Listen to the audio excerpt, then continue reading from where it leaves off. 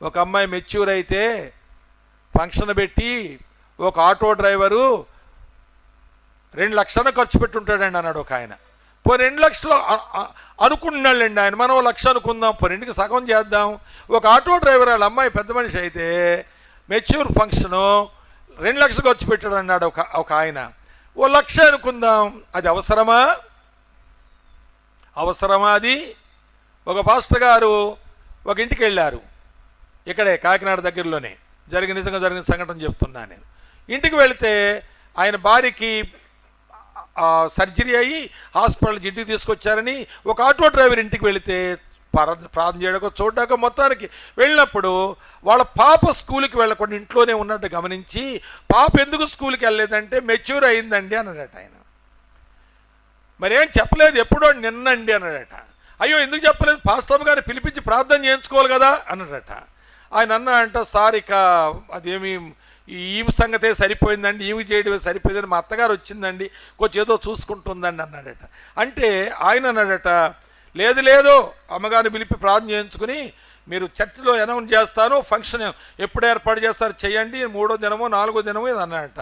Sir ఇప్పుడు చాలా ఖర్చులు అయిపోయింది సార్, గవర్నమెంట్ హాస్పిటల్ తీసుకెళ్తే అక్కడ ఏదో కొంచెం కుదరలేదండి, ప్రైవేట్ హాస్పిటల్ అయిపోయింది, ఆటో నడపలేదండి, అప్పులు చేశానండి, ఇలాగైందండి అలాగైందండి, ఈసారి నేనేం చేయలేనండి, నేను అది ఎప్పుడైనా చిన్న దేవుడికి నేను తీర్చుకుంటానండి, నా రుణం తీర్చుకుంటానండి, తప్పకుండా అయ్యగారు ఇప్పుడు ఏం చేయలేంటే. ఆయన అన్నాడంటే, ఏంటో ఒక కూతురు ఒకసారి మెచ్యూర్ అవుద్ది, మాటిమాటికి అవుతుందా, చేయకపోతే ఏం బాగుంటుంది, ఆరాధన పెట్టండి, అలాగేలాగంటే ఆయన ఓణి ఆరాధన పెట్టాడంట. అని పెట్టవలసి వచ్చిందంట, పెట్టమని పెట్టింది. దానికి ఏమి టైటిల్ ఏం చెప్పండి, నేను చూశాను ఆ బోర్డు, ఇక్కడ కాదు కానీ తాడేపల్లిలో చూశాను. ఒక కరెంటు స్తంభానికి కట్టారు, ఒక ఫ్లెక్సీ కట్టారు, ఆమెను బ్యూటీ పార్లర్ తీసుకెళ్ళి ఆ పిల్లని బాగా తయారు చేసి, ఆహా ఎంత బాగుందిరా అని రోడ్డు పోటీ వాళ్ళంతా అనుకునేలాగా ఫ్లెక్సీ మీద వేసి, ఎవర్రా ఇదే, ఎక్కడదిరా ఇదే, ఎక్కడ పెద్ద మనిషి అయిందిరా, దీని ఇల్లు ఎక్కడరా అని అన్ని ఆచూకీ చేసే రకంగా ఉంది ఆకర్షణీయంగా బొమ్మ. దాని కింద ఏమి రాశారంటే, ఓణి ఆరాధనకు ఆహ్వానం అని రాశారు. అప్పుడు ఈ ఆటో ఆయన, నేను కాకినాడ దగ్గర మళ్ళీ వచ్చాను, వెనక్కి వచ్చాను. ఈ కాకినాడ ఆయన వాళ్ళ తోడలుడికి ఫోన్ చేసి, అన్నా కొంచెం పరిస్థితులు ఇలాగ ఉన్నాయి, ఎలాగంటే పాస్టర్ గారు ఇలాగన్నారు, బాగోదు, ఒకటే అమ్మాయి, మళ్ళీ ఎప్పటికి చేస్తావో చేయమన్నారు అన్నా, చేతిలో చిల్లు అవ్వలేదన్నా, అన్న ఒక 5,000 అన్న ఇవ్వండి అన్న అడిగాడట. 5,000 ఇమ్మని అడిగితే ఆయన ఏం చేశాడు, ఆయన నా ఫ్యాను కాబట్టి నాకు ఫోన్ చేశాడు, అన్న మనం ఇలాంటివి చెయ్యొచ్చా అని అడిగాడు. నేనన్నాను, అవి మనకు సంబంధించినవి కాదు, అలాంటి ఎవరికి చెప్పకూడదు.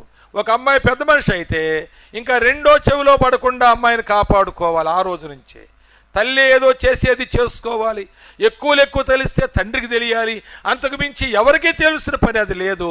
అది దాచుకోవలసిన విషయము, అది బహిరంగం చేసే విషయం కాదు, మైకులో చెప్పవలసిన విషయం కాదు, దానికి మీటింగ్ పెట్టవలసిన విషయం కాదు అని నేను అమాయకంగా చెప్పేశాను ఆయనకి. అసలు ఈ కథ అంతా చెప్పలేదు నాకు ఆయన. ఆ పాస్టర్ గారు నోటికాడు కూడి పడగొట్టినట్టు అయిపోయింది నాకు. కాబట్టి నేనేం చేశానంటే వెంటనే, సరే మళ్ళా ఆ గొడవ నాకెందుకు, ఎవడరా వద్దన్నవాడు అని నా మీద ఏదైనా శాప వచ్చేది పలుకుతాడేమని ఆయనకు ఒక మాట చెప్పాను. ఆయన పిలవండి, పిలిచి ఆయన కొద్దిసేపు కూర్చోబెట్టి మీరు మా భోజనం పెట్టి వెళ్ళేటప్పుడు ఒక 500 రూపాయల నోట్ ఆయనకి ఇచ్చి, నువ్వు స్ట్రైట్గా పాస్టర్ గారి ఇంటికి వెళ్ళి, అయ్యగారు ఈసారికి ఏవో ట్రై చేశాను కానీ కుదురుతలేదండి, మీకైతే కానుకిచ్చుకుంటానండి అని ఇచ్చేస్తే ఇక ఏ గొడవ ఉండదు ఇక పాస్టర్ గారితో నీకు అని చెప్పాను నేను. ఆయన అంతే చేశాడు, ఏ గొడవ లేదు ఆయనకి. ఈ విధంగా ఒక పనికి మాలిన పని కొరకు అక్కడ మొదలుకొని అట్టడుగు భాగం వరకు కూడా ఈ గొంగలి పురుగు వేషాలు వేస్తున్న వాళ్ళు తేటగా చర్చెస్లో కనబడుతూ ఉన్నారు, యథేచ్ఛగా తిరుగుతున్నారు, అది పెద్ద ఆనందంగా చేస్తున్నారు. అక్కడ దేవుని స్తుతిస్తారంట, వాక్యాలు చెబుతారు మైకులో. నేను అడిగాను ఒక ఆయన్ని, అసలు ఆ రోజు ఆ మెచ్యూర్ ఫంక్షన్లో ఏం వాక్యం చెప్తారండి అని నేను అడిగాను. బైబిల్ ఎక్కడుంది, దానికి సంబంధించిన వాక్యం ఎక్కడుందని నేను అడిగితే ఆయన ఇచ్చిన సమాధానం చాలా గొప్పగా ఉంది. అదేంటంటే హెజ్కేలు గ్రంథంలో ఉంది కదన్నా, 16వ అధ్యాయం ఉంది కదన్నా, 8వ వచనంలో ఉంది కదన్నా, అదే అన్న నాకు ఇష్టం పుట్టించు వయసు వచ్చిందని ఎత్తుకుంటారంట వాళ్ళు ప్రసంగాన్ని. ఎవరికి దేవుడికి ఇష్టం పుట్టించే వయసు వచ్చిందా ఆమెకి, ఆ పక్క వీధోడికి ఇష్టం పుట్టించే వయసు వచ్చిందా? బైబిల్లో ఉన్నటువంటి ఆ వాక్యాన్ని అన్యదా వాడుకొని అలాంటి గొంగలి పురుగు వేషాలు వేస్తూ ఉన్నారు. మత్తులారా మేలుకొనండి. ఇందాక ప్రకాశాన్ని చెబుతుంటే ఒళ్ళు వనకలేదా? ఏమండి, పిల్లలకేమో మెచ్యూరై ఫంక్షన్ పెట్టి అంత ఫ్లెక్సీ వేస్తే అన్న కొంచెం తెగించలేకపోయారేమో. నేను కొంచెం బరితెగించి ఒక మాట అంటాను. అన్న ఆయన పెద్ద ఆయన కనుక తెగించో మాట అనలేకపోయారు. నేను బరితెగించొక మాట అంటాను. ఆ ఫ్లెక్సీ వేసి ఏంట్రా ఇది అందంగా ఉంది, లేకపోతే ఇదేంట్రా ఇలా ఉంది అనుకొని పోయారేమో. కానీ నీ కూతురు ఏమంటే మెచ్యూర్ అయితే నువ్వు వేసిన ఫ్లెక్సీ వేస్తే నువ్వేం ప్రకటిస్తున్నావో తెలుసా? హలో యవనస్తులారా, మీరు నా కూతురు వెనకాల పడ్డానికి రెడీ అయిపోయిందిరా నా కూతురు, దాని వెనకాల పడండి.